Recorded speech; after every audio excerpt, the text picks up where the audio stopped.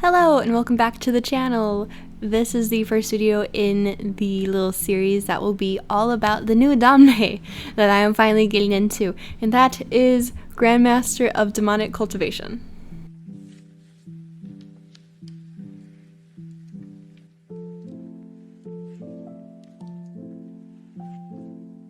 So it took me about a little over the entire month of April to get through this.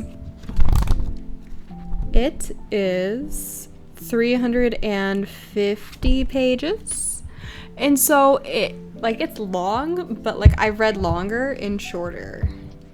So this, and for most first books, it takes me a while to get into, and I knew after reading Have an Official's Blessing that it can be a lot going into it because it's a lot of setup, there's a lot of people introduced, so I went in fully prepared for that. And I do feel like I kept better mental track of all the people. And when they threw out some terminology, I remembered it from Have an Official's Blessing, so I was just overall a lot less confused, which I was very happy about. But it took me a while to really get into the book.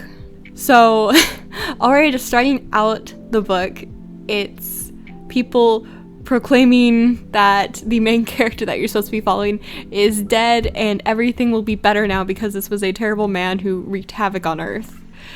And so already that's a great way to frame your main character that you're going to be following for 5 novels. And then we see our main character who is trying to figure out what's happening himself as he takes on this new body that's been just given to him, forced upon him. And it's kind of cool because both you and the main character are confused at that moment, and so it's like you're figuring everything out together, which is kind of cool, and also is a great way to slip in world building and details that the reader needs to know, but making it seem so oh yeah, he's figuring out, he's talking to himself and he's figuring this out, and so you get to know as he's figuring it out. It's a lot less, this is what's happening and this is why you need to know that, kind of just explaining. So I really liked how that was woven into it. That was really cool. And I feel like a lot of the main plot in here was really well paced. So basically it starts out with Wei Wuxian being forced into the body of someone from the Mo family, and this dude is completely just unhinged. People are scared of him. They have trapped him in this little house. And they basically are trying to just shun him from the family because I guess he brings great dishonor on the family by, being, I believe he's a bastard child. He's gay, which is, terrible in this setting. And he failed out of cultivation. And so he brings great dishonor to this house, and his younger brother just torments him on and on. And so the first thing is we're trying to figure out, is this favor that we have to fulfill through this forced upon us body, do we have to murder the family or just torture them? And so that he doesn't even have to do anything because this random arm just comes and murders everyone, and then it leaves, and I'm just that's really random. Why is this arm so important? We're never gonna see it again. And then it actually turns out to be the main plot driver of this entire book.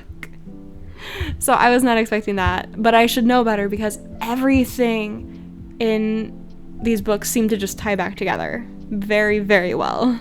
And so with this being the first book and it kind of going in, not revealing a whole lot, but playing as though you should know all the information, it leaves so many questions. What was Wei Wuxian's relationship with Jiang Chen and Lan Wangji throughout? We see the flashbacks, so we know what they were in their teens when, the Zhang clan sent both of them to the Lan clan for training and all that with other young cultivators. So we see them in their teen years all getting along as well as they can in the relationship between all of them. But we don't know what happens during, the big terrible events that led up after all 3 of them went on their, passive cultivation. And we know that Wei Wuxian went down the demonic path of cultivation but we don't know exactly what he did. We know that he was, you know, this patriarch of evil and destruction, but we don't know what exactly like he really did. We do know that he has murdered people because he murdered someone's parents. This poor child, no wonder he acts like a brat. But we get so many different people and so many relationships, and we only get a glimpse of why their relationship is the way it is. And of course with these, we'll find out bit by bit as we go further. But that was the first thing that tried to, you know, hook me into this book. And it was like, what is their relationship? And why does he want to avoid these two so badly? And like, even after the flashback, it's like, what is so terrible? What god-awful thing happened for you to be so scared of this boy that you used to be in the same clan with? You used to like basically be brothers.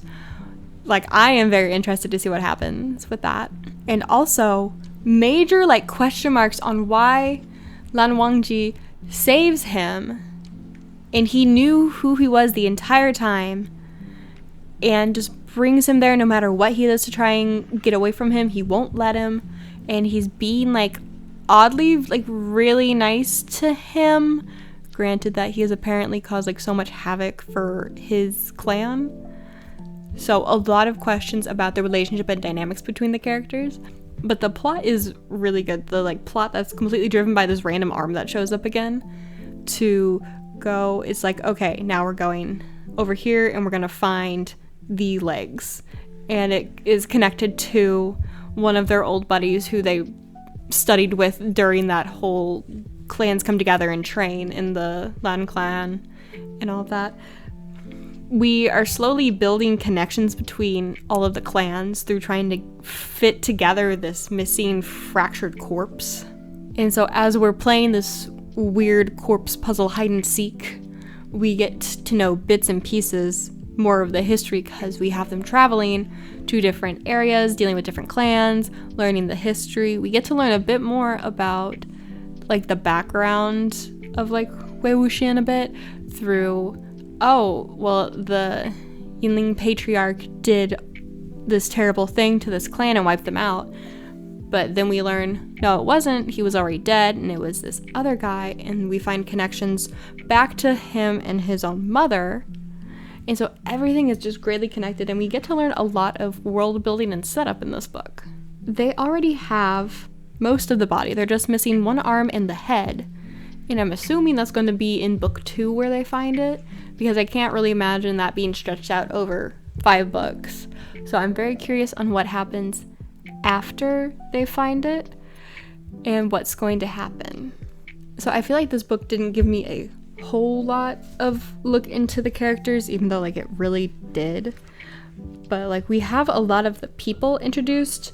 Like we have a bunch of people from the Zhang clan. We have, of course, the Lan clan. And I just happened to flip to the art of the 2 rabbits. I want to know, why does he suddenly like rabbits? He's keeping all of the bunnies. Like, I'm so curious to figure out that. And just, I already know that the dynamic of mischievous person and then like really serious person, I just know that dynamic is going to be really fun to explore later. Like, there's just, with all these different clans, there's just so much that could happen. And you have all of these, like, they have different kind of backgrounds and strategies. Like, you have one clan that basically goes crazy. The leaders will eventually die of chi deviation. You have one that has 3,000 rules in a rock ingrained in front of their place of practice. Like, there's so many different things, and I feel like that opens it up for a lot of different events that could happen when you bring in more characters. Because, of course, if you've been following my channel at all, you'll know that the only danmei that I have read was Heaven Official's Blessing. That was my first one, and now I'm on to this one. The relationship is already progressing a lot faster in book 1 than, like, 4 books of the other. I find it very funny, because we already have, instead of, like, a bunch of, like, very dangerous tension to where, like, either one of them's gonna stab the other, like, whenever they close their eyes to go to sleep, which you would imagine based on the limited information that we have of what happened later on in their lives. We have them working together, and already Wei Wuxian has shown a lot of protective tendencies. Lan Wangji is also, like, especially the scenes where he's drunk, he's very like, you're mine. And so I'm so interested in what is happening there and what is their dynamic, like what is their relationship. So I need to know more about so many characters. Like, I need to know more about Lan Wangji's brother. I need to know more about Jiang Chen and his nephew. Like, there's so many characters. I need to know more about them because I feel like they'll be great, because just reading Heaven Official's Blessing alone, I know that the side characters are like really good in MXTX's work, and so I really want to see that kind of again in this one. I really want to just like get dissolved into the world that is this, and I'm kind of liking the change that instead of focusing on gods, of course, like, gods are mentioned a little bit in passing, but it's all in taking place in the mortal realm. So that's a nice change of pace, and it's dealing more with different cultivation clans and actually going about and doing like cultivation stuff. Like, we learn about night hunts and kind of how it goes about getting respect in the cultivation world. And so I like the different perspective that this book is taking on, and I'm actually really excited to learn more about kind of what that entails, because I don't know a whole lot about like any of this stuff. So it's actually very fun. I learn a lot when reading through these danmei books. But since really the main two parts of this book is Wei Wuxian coming to terms with he is back on Earth, and he's trying to get his cultivation up to par with this body that is apparently not that great at cultivation, and then being paired with Lan Wangji to go on this mission to put back together this corpse.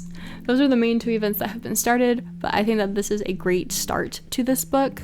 It took me longer to get into, but I feel like I was hooked a bit faster because I just really liked their dynamic, and just the backstory was really gripping.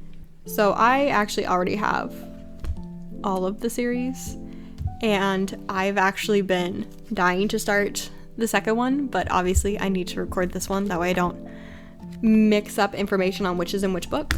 So I'm actually very excited now that I'm recording this video that I can start on book 2 today. But yeah, that is essentially it. I very much look forward to seeing how the characters, the plot, everything evolves moving on to book 2 in this series, and I'm just very, very excited on what this will entail. So that's all from me. If you have read this book, let me know. I do know that there's several other mediums of this story. I almost said book. There's several other. There's the comic, there is the animation version, and there is the live action, which is actually promoted on the back of this book, funny enough. And so yeah, this is in a lot of forms, and I'm not sure if it is like a one-to-one telling in each of them. So I will be diving into at least the animation and live action after this, since the comics are also pretty expensive. I might hold off on those for a while. But yeah, if you have read the first book, drop your thoughts. Yeah, I probably have forgotten some parts, so let me know your favorite part in this book, and who's your favorite character right now, just from this book alone. But yeah, that's basically all I really have for this one. And yeah, I look forward to getting more into this, because this is only my second danmei novel, and they're both by MXTX, so I do plan to read this series, then Scum Villain, and then move on to others. I just, for some reason, feel like I should knock all of MXTX's completed series out of the way, in a way, to start, because I've been told that she is a very good entry point into the world of danmei and the entire genre. So yeah, let me know just your thoughts on the overall book, and yeah, I will see you in the next video. Bye.